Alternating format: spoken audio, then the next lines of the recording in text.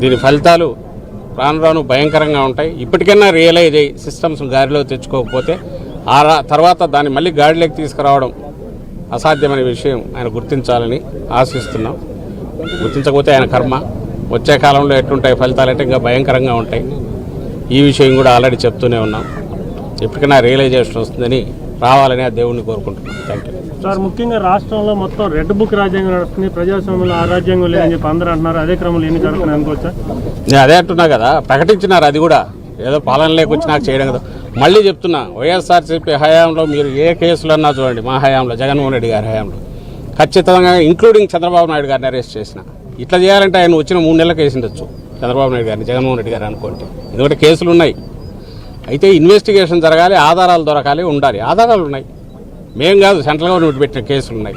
Income tax department, GST వాళ్ళు పెట్టిన కేసులు ఉన్నాయి. అలాగే మిగిలిన అచ్చెన్నాయుడు మీద పెట్టిన, ఇంకోటి మీద పెట్టిన ఉంది రికార్డులో. వాళ్ళ సంతకాలు, వాళ్ళకు ఆ స్కామ్ జరిగిందంటే దాంట్లో ఇన్వాల్వ్మెంట్ ఉండడము ఉన్నాయి.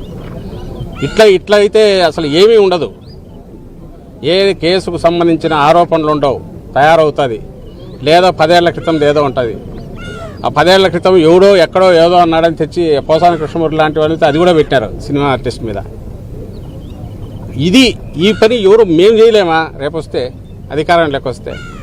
ఇప్పుడు అదేదో ఒక నటి ఆమె కేసు పోలీస్ ఇన్వెస్టిగేషన్ అయిపోయి ఆ కేసు ఉండగానే ఆమె కంప్లైంట్ తీసుకొని ఇంకొక కేసు బుక్ చేసి ఆల్రెడీ ఒక ఐపీఎస్ అతను రిటైర్డ్ అతను ఇదే అయిపోయాడు. ఇప్పుడు డీజీ స్థాయి అధికారి జైల్లో ఉన్నాడు. నిన్న బెయిల్ వచ్చింది ఆయన.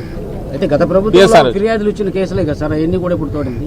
గత ప్రభుత్వంలో ఫిర్యాదు వస్తే చేయొద్దనట్లా విచారణ దర్యాప్తు జరపాలా, తర్వాత ఇంట్రాగేట్ చేయొచ్చు, అన్నీ చేయొచ్చు. ఆధారాలు లేకుండా కన్ఫెషన్ అనే పేరుతో ఎవరో వచ్చి ఇదిగో నేను ఇట్లా అన్నాడు అనగానే ఎత్తి జైల్లో పడేయడం ఎట్లా, అది కరెక్ట్ అవుతుందా? అలాగే ఇంకోటి కన్ఫెషన్ సంతకాలు కూడా ఉండవు. ఎవరికి వాళ్ళే రాసుకుంటారు. అది ఎవరైనా రేపు చంద్రబాబు నాయుడు గారి డైరెక్షన్ మీద ఈ పని చేశానని రేపు కూడా వస్తే చంద్రబాబు నాయుడు గారిని చేయొచ్చా? ఈ క్వశ్చన్ అందరికీ అప్లై అవుతుంది.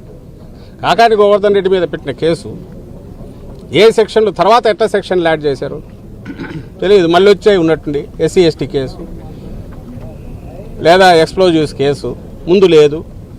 మైన్స్ అండ్ మినరల్స్ యాక్ట్ కింద అసలు అవన్నీ బెయిలబుల్ సెక్షన్స్ పెట్టిన, అసలు వాటికి అసలు అరెస్ట్ అనేది